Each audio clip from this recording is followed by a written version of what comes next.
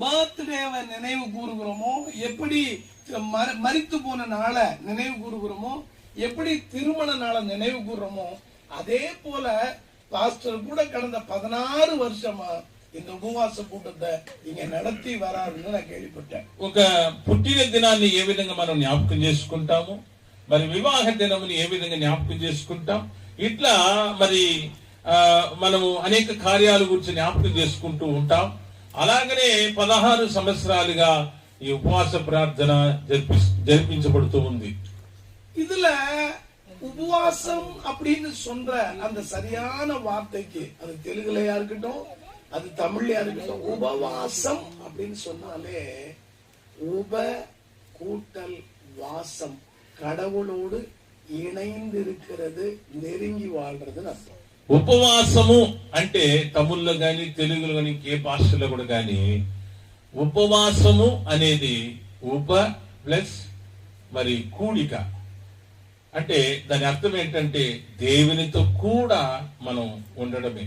తెలుగులో சொல்லுவாங்கல்ல, அதாவது தமிழ்ல தலைவர் உப தலைவர். తమిళ్లో చెప్తారు మరి ప్రెసిడెంట్ వైస్ ప్రెసిడెంట్. அப்போ தலைவர் உப தலைவர்னா அவர் கூடவே இருக்கிறவர் அர்த்தம். మరి ప్రెసిడెంట్ వైస్ ప్రెసిడెంటే ప్రెసిడెంట్ తో కూడా ఉండేవాడే వైస్ ప్రెసిడెంట్. உபனா கூடன்னு அர்த்தம். கூட உப అంటే దాని మరి అర్థం ఏంటంటే కూడా ఉండేవాడు.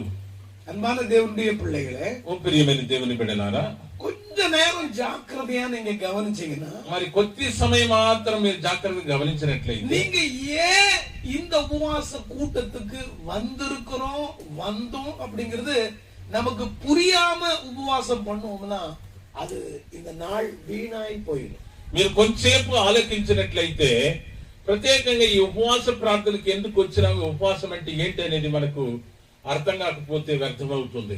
ஒருவேளை இந்த 5 நாள் உபவாச நாள்ல உபவாசம்னா என்ன அப்படின்னு மிக தெளிவாக, தீர்க்கமாக, ஆழமாக, அற்புதமாக சொல்லியிருக்கிற ஒரு வேத பகுதி ஏசாயா 58வது அதிகாரம். మరి ఉపవాసముని గురించి చాలా లోతుగా చెప్పబడినటువంటి ఒక అధ్యాయం ఉందంటే బైబిల్లో, అది యెషయా గ్రంథం 58వ అధ్యాయం.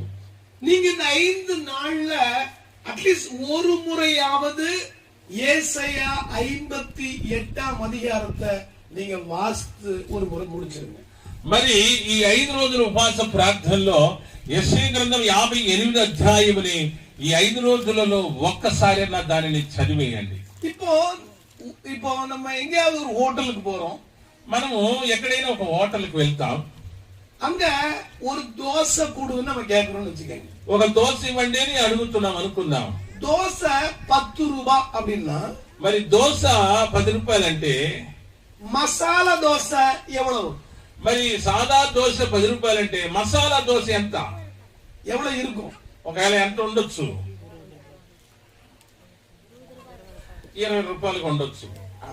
அப்போ தோசைன்னா 10 ரூபாய், మరి సాదా దోశ 10 రూపాయలు, மசாலா தோசை 20 ரூபாய், మసాలా దోశ వచ్చి 20 రూపాయలు. தோசை 10 ரூபாய், దోశ మరి 10 రూపాయలు, ஸ்பெஷல் தோசை 20 ரூபாய், మరి స్పెషల్ దోశ వచ్చి 20 రూపాయలు.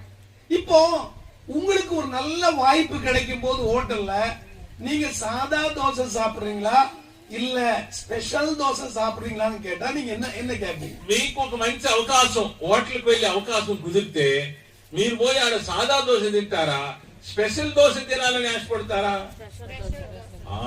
స్పెషల్ దోశ తినాలని ఆశపడతారు.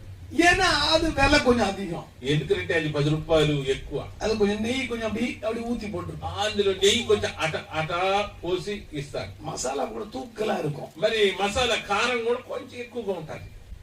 மசாலா అంటే காரமா? ஓகே, காரம்னா அங்க காரம், அது வேற. ஓகே, சரி.